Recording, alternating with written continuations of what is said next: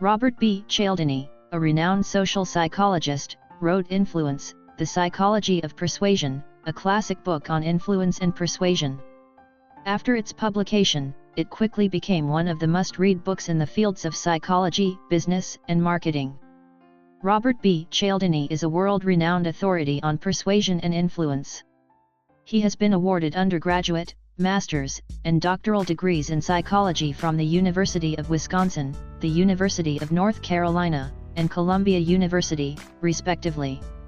Robert B. Cialdini, Ph.D., is Emeritus Professor of Psychology at Arizona State University.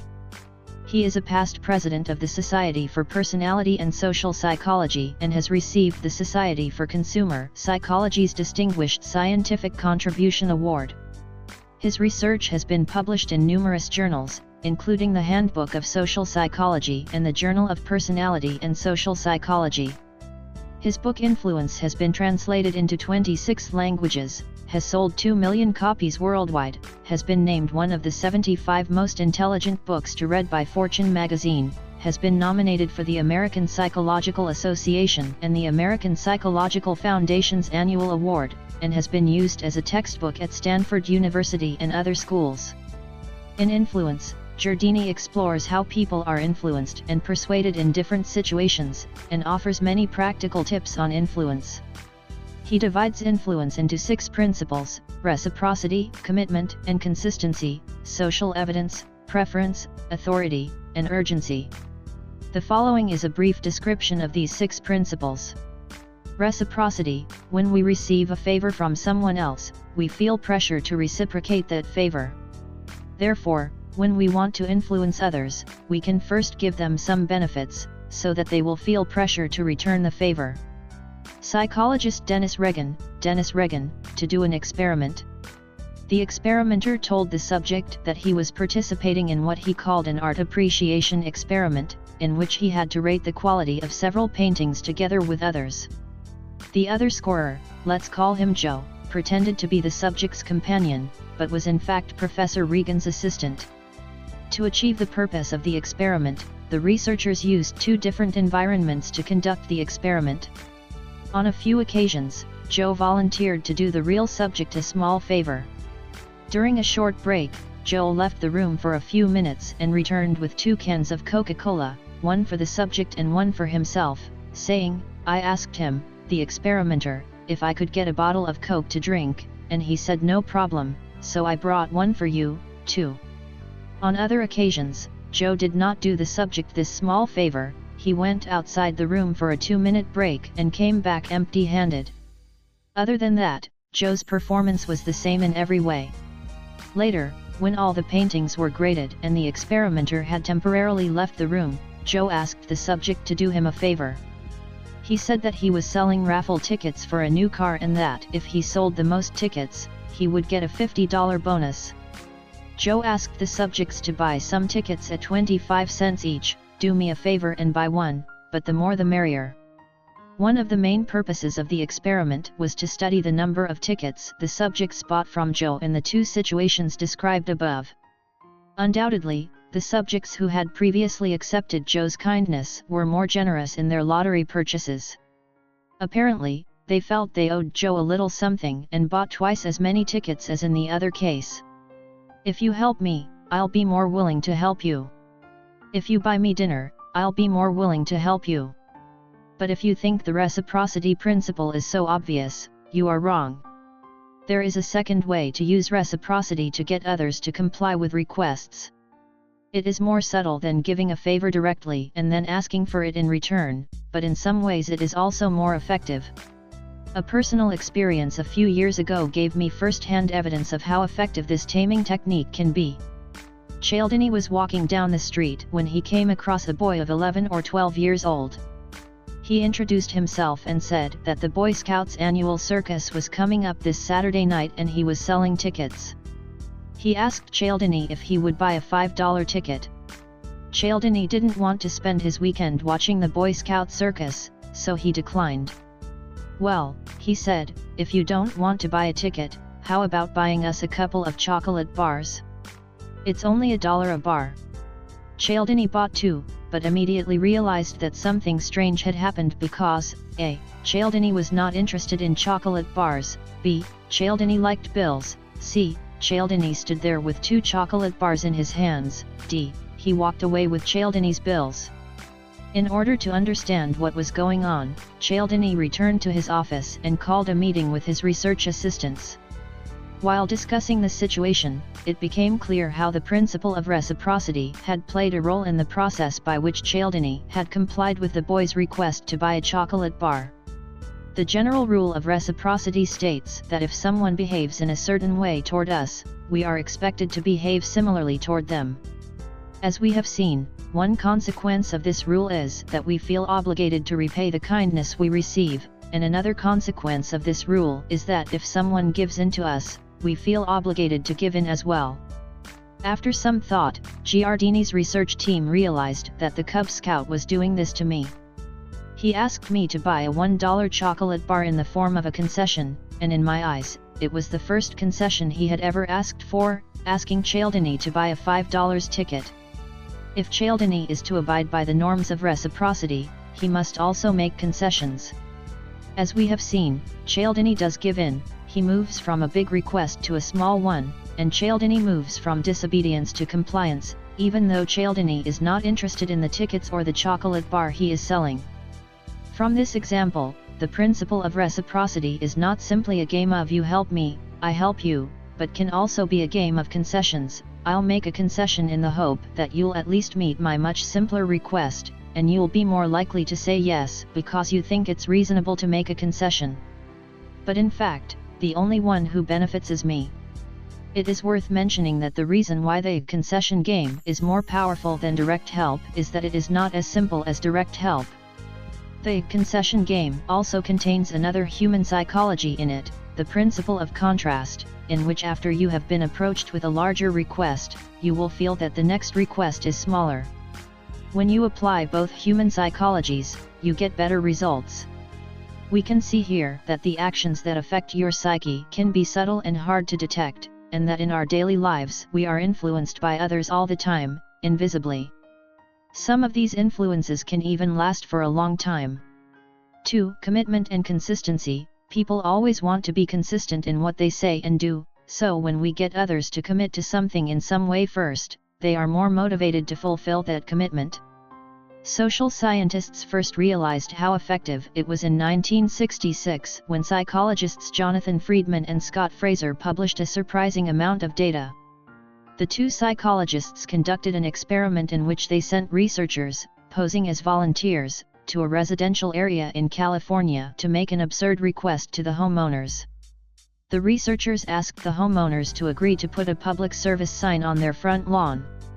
To show the owners what the sign looked like, they showed a photo of a beautiful house, but the view of the front of the house was completely blocked by a large "Drive Carefully" sign. For understandable reasons, the vast majority of homeowners in the area refused the request, only 17% agreed, but one group of homeowners was particularly responsive. In this group, 76% agreed to contribute their front yards. The main reason they were so forthcoming had to do with an incident that happened 2 weeks ago. They made a small commitment to keep their drivers safe. A volunteer came to their home and asked them to agree to put a 3-inch sign in front of their yard that read "Be a safe driver." The request was so insignificant that almost everyone agreed to it, but the impact it had on the people was amazing. Having unknowingly agreed to a small request for safe driving a few weeks earlier, the owners accepted another, much heavier request. Friedman and Fraser didn't stop there. They approached a new group of owners to try a slightly different formula. At first, the owners were sent a petition to sign in support of protecting California's beautiful environment. Apparently, almost everyone signed, because maintaining a state's beautiful environment is no more objectionable than issues such as improving government efficiency or providing reasonable prenatal care.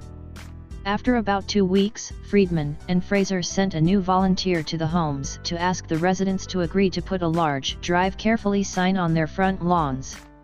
In some ways, the response of these homeowners was the most surprising in the study. Nearly half agreed to put a "Drive Carefully" sign in their yards, even though a few weeks earlier, Their small promise had nothing to do with driving carefully, but was just another public service issue, protecting the environment. At first, even Friedman and Fraser were confused by the results of this study. Why would signing a petition in support of protecting our state's beautiful environment make people willing to do a completely different and more significant good deed? After some thought, and after ruling out other reasons, Friedman and Fraser offer one explanation: signing a petition to protect the environment changes the way these people see themselves. They saw themselves as good citizens with a public spirit and a civic duty. So that when, 2 weeks later, they were asked to put up a "Drive Carefully" sign, another public service mission, they dutifully agreed to do so in keeping with their new self-image.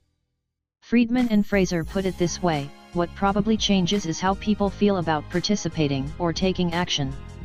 Once he has answered a request, his attitude may change, and he becomes, in his own eyes, the person who does this, who answers the requests of strangers, who acts on what he has committed himself to do, who cooperates in acts of kindness with noble motives. Friedman and Fraser's findings tell us that we must be careful when accepting trivial requests, because once we agree, it has the potential to affect our self-perception. Not only does it increase our compliance with similar requests of greater weight, but it also makes us more willing to do things that have nothing to do with the small request we previously agreed to. Most people don't resist signing petitions too much because they think they are just lending their names to make up the numbers and don't necessarily have to give anything. What people don't realize is that signing a petition can lead to a change in self-perception and evaluation, resulting in new behaviors, even behaviors you never imagined before you signed it. But it is important to note that if you hide in your room to sign a weight loss petition, you promised yourself to lose weight, then the effect will not be so significant. The experiment shows that the public commitment to have a more lasting effect, but still does not guarantee that you can succeed. Your will may be strengthened, but success is another matter. Sometimes you don't even sign, but you become a different person. I remember reading another study that said that if you praise your child for being a decent person, it will have a greater impact on his or her ability to be a decent person than if you praise him or her for the things you do are decent. This also uses the principle of commitment and consistency. When you praise a child for being a decent person, if he admits it, then it affects his self-perception and evaluation, and he will work hard to maintain that image. It is important to note that the individual needs to make a commitment spontaneously for the commitment and consistency principle to work, and if you force someone to sign a petition, they will not change even if they do. Salesmen know this human psychology, and they know that if you are induced to make some promises, you are more likely to stick to them in order to keep them and be consistent. Car dealers often profit from this process through a tactic called lowballing. I first encountered this tactic when I was a sales trainee at a local Chevrolet dealership. After a week of basic training, I was allowed to observe a regular salesperson on the job. I immediately noticed their lowballing practices. They offered very good prices to certain customers, such as $400 less for a particular car than the competition. However, the deal was not a real deal. The dealership had no intention of honoring it. Its sole purpose was to get the potential customer to decide to buy a car from the store. Once the customer has made a decision, the dealership will then undertake a series of activities to foster a sense of personal commitment, filling out a bunch of purchase forms, arranging various aspects of the loan terms, and sometimes encouraging the customer to test drive the car for a full day before signing the contract. So you feel like you own the car and drive it to show your neighbors and co-workers. You'll feel like you own the car and drive it to show your neighbors and colleagues. The dealer knows that in the meantime, the customer will generally come up with plenty of new reasons to support their choice and justify their investment. And then something happens. Sometimes the salesperson will find a mistake in the calculations, like forgetting to include the air conditioner in the cost, and if the buyer still wants the air conditioner, he or she will have to add $400 back into the price. To clear their name, some dealers let the bank staff who approved the loan discover the error. In other cases, the deal was suddenly turned back at the last minute. The salesman reported the work to the boss, who sang a black face, "This is how you sell a car at a loss." It costs thousands or even tens of thousands of dollars to buy a car, so an extra $400 doesn't seem like such a big deal. The customer will usually take it all. The sequence of the low ball approach is like this: first give people a sweetener to induce them to make a favorable buying decision. Then, when the decision is made and the deal is not finalized, the seller subtly removes the initial sweetener. It may seem unbelievable that a customer would buy a car under these circumstances. But it really works, not for everyone, of course, but well enough that many car dealerships are using it as a basic compliance tactic. Interestingly, it's the opposite of reciprocity, where the salesperson makes a smaller request, for a smaller amount, and then, after the customer accepts, pretends to have an unexpected situation and raises the amount requested. There is another type of promise and consistency application that is darker and can brainwash people. Social evidence: when people see other people doing something, they think it's the right thing to do or worth doing. Therefore, if we want to influence others, we can use social evidence, using other people's behavior as an example to influence them. Psychologists at Columbia University conducted a very interesting experiment. Researchers placed wallets in several different places in downtown Manhattan and observed what people did when they found them. All the wallets contained $2 in cash, a check for $26.30, and information with the name and address of the wallet owner. In addition, there was a letter in the wallet stating that the wallet had been dropped not once, but twice. The letter was written to the owner by the person who had previously found the wallet and was planning to return it. The letter said that he was happy to help and that he felt good to have the opportunity to help people in this way for fun. As soon as someone found such a wallet, he immediately understood that the kind man had lost the wallet on the way to the post office because it contained a letter with the owner's address. The researchers wanted to know how many of the people who found the wallet would follow the behavior of the previous person and return it to its owner. However, the researchers put the wallet on the ground before the letter made some tampering. One letter appeared to be written by an ordinary American in standard English, while the other letter was written in broken English, with the writer claiming to be a foreigner who had just arrived in the United States. In other words, from this letter, the initial fictional person who found the wallet and intended to return it looked partly like an ordinary American, and partly not. Now an interesting question arises: if the first person who finds the wallet resembles an ordinary American, are the Manhattanites who find the letter and the wallet more likely to be influenced by him? The answer is clear: if the first person to find the wallet was a foreigner, only 33% of them returned the wallet. But if the person who found the wallet later felt the same way as the previous Good Samaritan, the likelihood of returning the wallet became 70%. These results clearly show an important condition for the principle of social identity to work: we judge ourselves on the basis of the behavior of others, especially when we feel that these people are similar to ourselves. Advertisers have been intentionally or unintentionally using the psychology of similar groups influence similar groups to market their products. If they are marketing a product for office workers, then the ad will show one or more office workers using the product. We used to see similar ads all the time. There is another more subtle application. For example, the production team of a variety show will arrange 4 audience actors to perform emotions in the scene. If there is a singer singing a love song on stage, then there will be audience actors crying on stage. If there is a singer singing a rock song on stage, then there will be audience actors getting high on stage. These audience actors have all kinds of faces: some look like geeks, some look like goddesses, and some look like you and me. This way, the audience in front of the TV will be more emotional and engaged in the program, and the reviews, feedback and ratings will increase. For individuals, the social acceptance principle is why you are more likely to get an answer to a request from a colleague in your department, a colleague in your company who is more likely to answer your request than your peers, and a peer who is more likely to answer your request than a stranger. For preference principle, when people like someone or something, they are more likely to be influenced by that person or thing. So if we want to influence people, we can start by getting them to like us or like the product or thing we represent. In a study of Canadian federal elections, attractive-looking candidates received 2.5 times more votes than unattractive-looking candidates, even though 73% of voters said they don't judge people by their appearance. In addition, well-groomed people are more likely to be hired for jobs, and good-looking criminals are more likely to be found not guilty by a judge. Looking good can also make things around you more attractive. In one study, the same car was advertised, one with a sexy female model and the other without a sexy female model.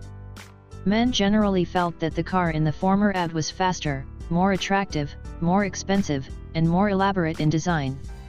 But when asked later, men refused to believe that the pretty girl had influenced their judgment.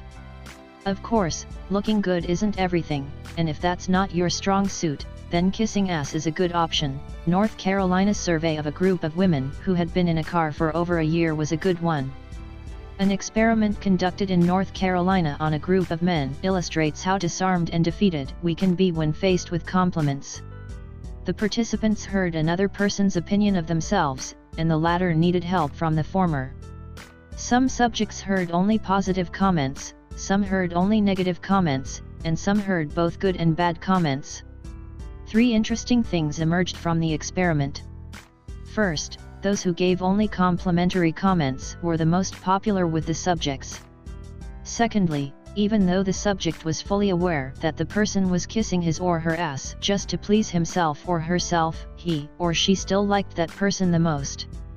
Finally, unlike the other 2 types of comments, a mere compliment does not need to be accurate. Positive comments, whether true or false, can generate the same level of liking for the complimenter. The liking principle doesn't require you to be good looking or good at kissing ass, but rather that you associate yourself with feeling good. For example, Cialdini recently got a new pair of glasses. These glasses make my eyes asymmetrical. A large and small weakness is particularly obvious. When Cialdini's friends asked him what happened to his eyes, Cialdini told him that he actually grew up like this, and then Cialdini took the opportunity to say that Amazon founder Jeff Bezos' eyes are also asymmetrical, a large and small. The first time I saw him, he said he had a small eye. In this way, the weakness of Cialdini's eyes feels like an honor rather than a pity, even though the similarities between Cialdini's and Bezos' eyes don't mean anything. By the same token, when you associate yourself with feeling good, others will like you better. Everyone is more or less aware of this, so most people will have no trouble reporting good news to others, but if they need to report bad news, they will become much more cautious. The chicken in the logo of the chicken steakhouse is always smiling at you, not because it is happy, but because the business needs you to feel good. In the game of influence, reason is not necessary, feeling is. Because we all live in the influence game. The principle of authority. People will always respect the opinions and advice of authority figures, so if we want to influence people, we can use the voice of authority figures to influence them. That is, we automatically obey the authority or agree with it. Example, captain syndrome. The cause of many airline crashes is that the captain makes an obvious mistake and the rest of the crew does not correct it because they tend to think that the captain is doing the right thing. In many cases, mere tokens of authority can trigger respect from others. For example, a professor's title, a fancy suit, a fancy car, and other status symbols. The countermeasure is to rely on reason instead of thinking that the leader must be right. The principle of urgency. When people feel that something is urgent or important, they are more likely to be influenced. Therefore, if we want to influence people, we can make them feel that the matter is urgent or important, and then motivate them to take action. From an evolutionary perspective, avoiding loss takes precedence over gaining.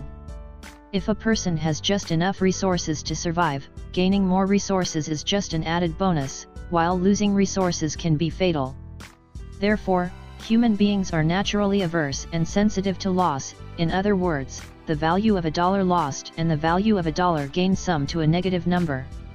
The limited time discounts in shopping malls take advantage of this mentality, that is, if you don't buy it now, you won't be able to buy it later, and people will see it as a loss. In guiding user behavior, it is more effective to emphasize that something is lost by not doing something than it is to gain something by doing it. A pamphlet advising young women to check themselves for breast cancer is much more effective when advertised from the standpoint of loss than what is gained by doing it. Loss aversion causes people to resent even short-term losses, even if they are beneficial in the long run. That is why it is so valuable to pursue long-term benefits without short-term benefits. Moreover, the aversion to what people think they deserve or are about to receive can be overreacted to if they do not receive it, because people often take what they are about to receive as their own. There is a saying in the civil rights field, it is more dangerous to give and take away something like freedom than not to give it at all. This is the same as social welfare, because if you give a little, people will think that it is their own, and if you take it away, you will tend to be deprived of it. If you give a hungry person a piece of bread and then take it away, he will usually not feel that he has nothing, but will hate you for the same reason. Groups, religions, political parties, schools of thought, are particularly angry at traitors because 1. It is an aversion to loss, the loss of a comrade, and 2. The fear that his views will be persuasive. In the field of gambling, designers have found that the most addictive form of gambling is one that is designed to have a lot of close wins because it stimulates a tendency to overreact to the deprived super-reactor, who perceives the benefits of close wins as deprivation and therefore overreacts. Modern society is so complex that the brain needs to simplify its processes. This human psychological mechanism, which has a certain fixed response pattern, is designed to benefit us in most cases, helping us to make decisions quickly, but in some cases it can affect our correct decisions. A person who can intelligently use the brain as a tool should understand the limitations of this tool to prevent making some mistakes. In addition to the principles and techniques mentioned above, Cialdini mentions some other aspects of persuasion and influence. The following are some examples. 1. Understanding the positions and motivations of others. To influence others effectively, we need to understand their positions and motivations. Then we can choose the appropriate strategies and methods to influence them. For example, if we want to convince someone to take on a new project, we need to understand whether they have the time and resources to complete the project and whether it meets their interests and goals.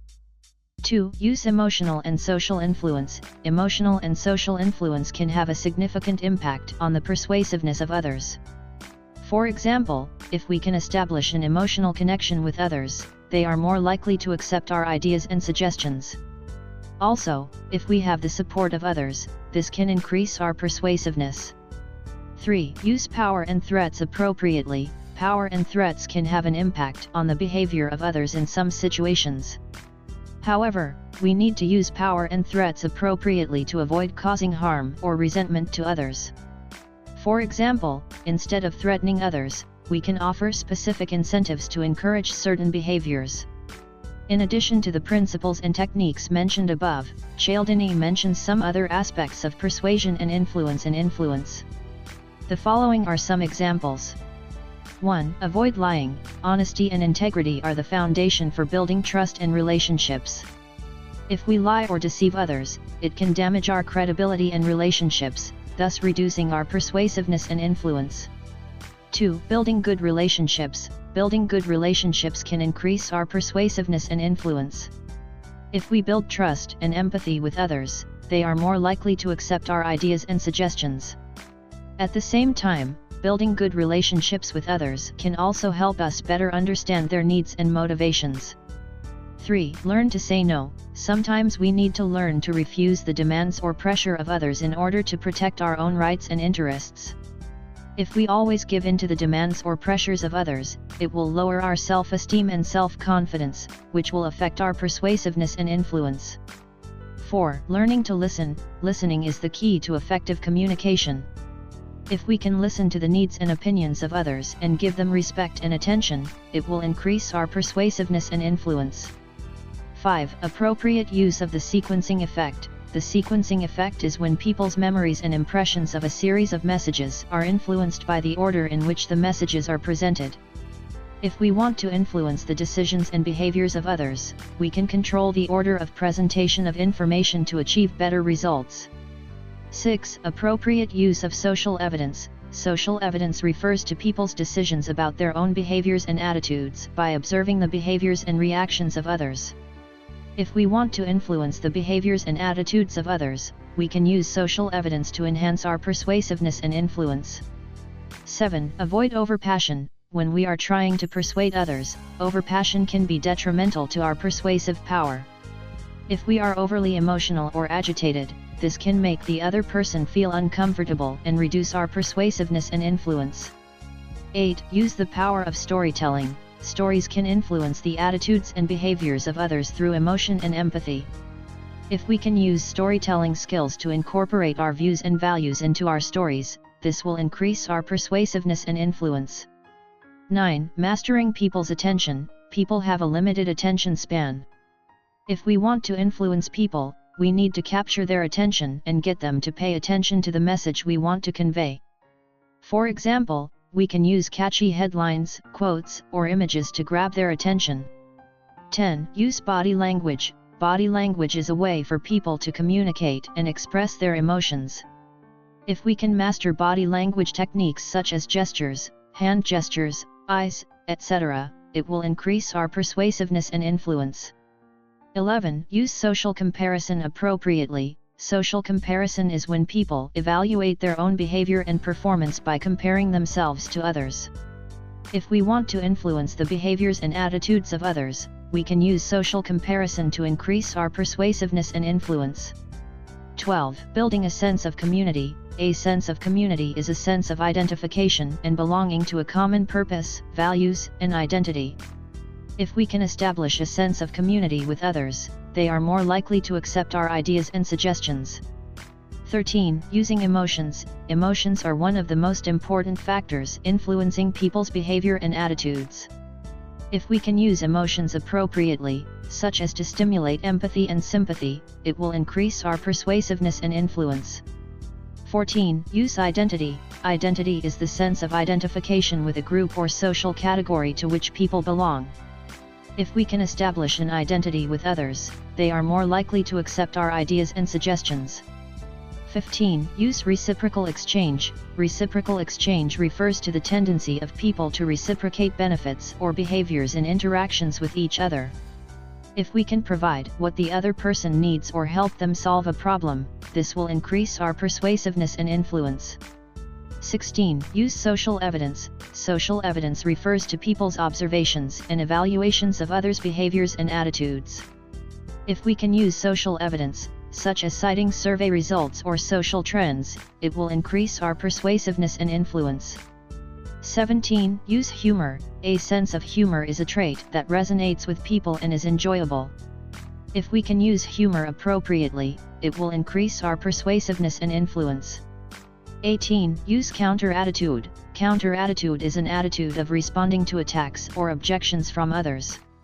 If we can adopt a counter-attitude, such as a counterattack or rebuttal to someone's objection, it will increase our persuasiveness and influence.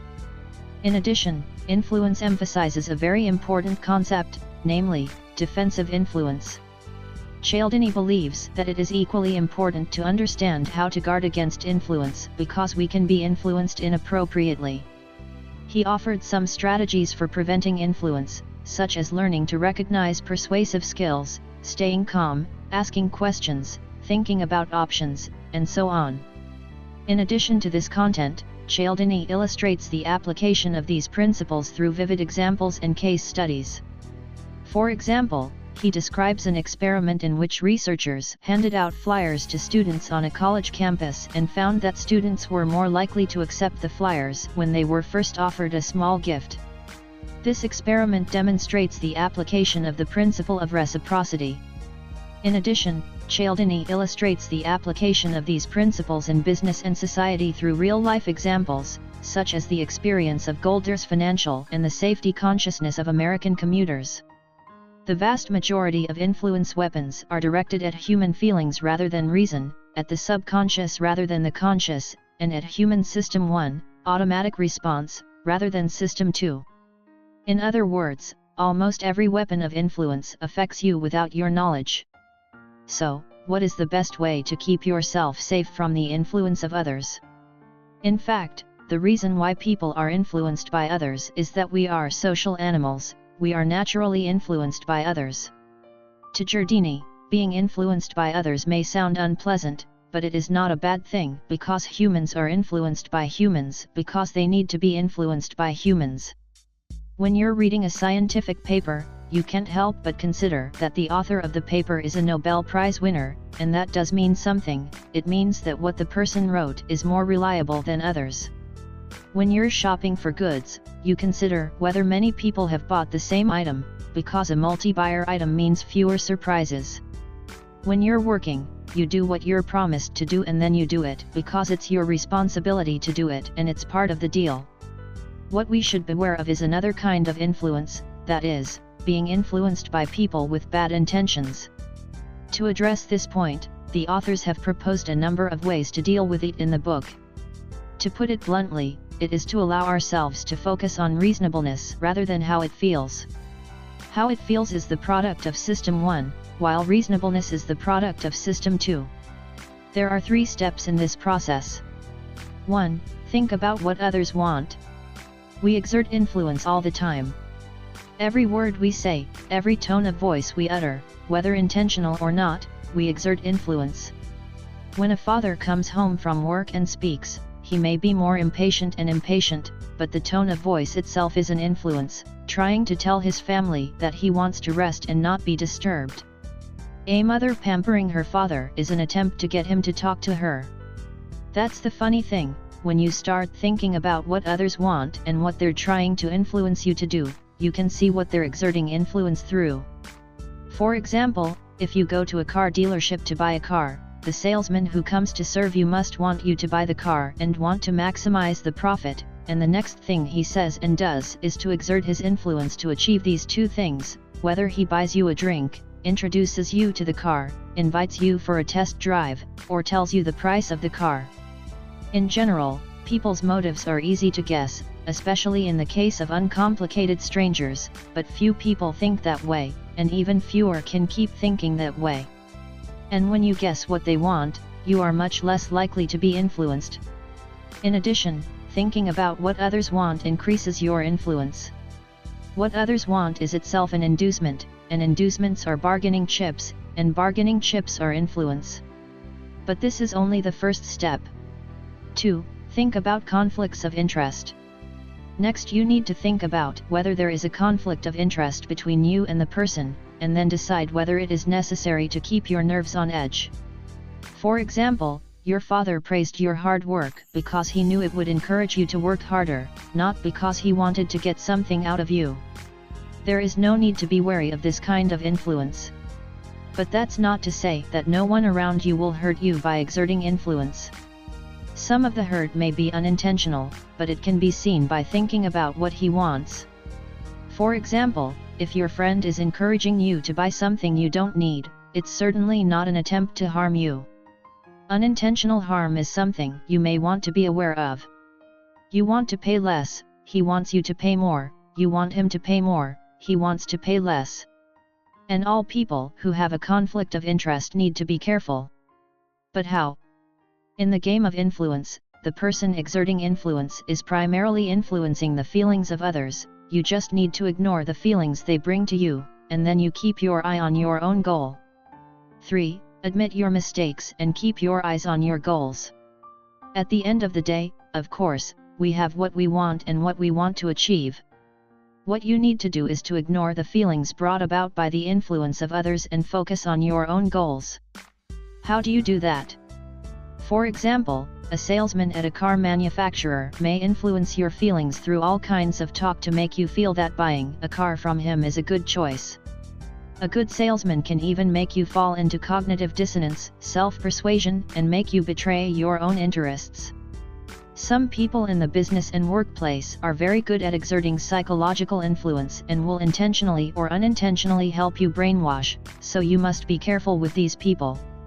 The first thing you need to do is to admit that your feelings may be wrong, that your own intuition may be wrong, and that when you think this way, your attention can be turned back to your own goals. You can easily fall into confirmation bias and convince yourself that the other person is right. Next, you want to be motivated to get more information to counteract the illusion that information is sufficient. What you see is all there is, WYSIATI, to find as many contrasts as possible, to find as many alternatives as possible, and to make sure that you are making the best possible choice. In this way, you can minimize the influence of others on you while allowing yourself to achieve your goals. This works because for humans, as social animals, feelings can betray you, but reason does not. When it comes to defense, that is, when you want to protect yourself from influence and not pay too much, you should try to consider your best interests. But when it comes to attacking, that is, when you want to exert influence and get others to pay you, you should conditionally consider maximizing benefits. This conditionality refers to many aspects. The weapons of influence in psychology are not just the 6 in influence. The weapons of influence mentioned above only list a very small number of applications as reference examples. In all, Influence is a valuable book that not only helps us understand the psychological principles of influence and persuasion, but also teaches us how to apply these principles to influence others, both in our personal lives and in the business world. Cialdini's research and observations are in-depth, and the examples and case studies he provides are lively and interesting, making it easier for readers to understand and apply these principles. As such, Influence is a must-read for readers who want to improve their influence and persuasion.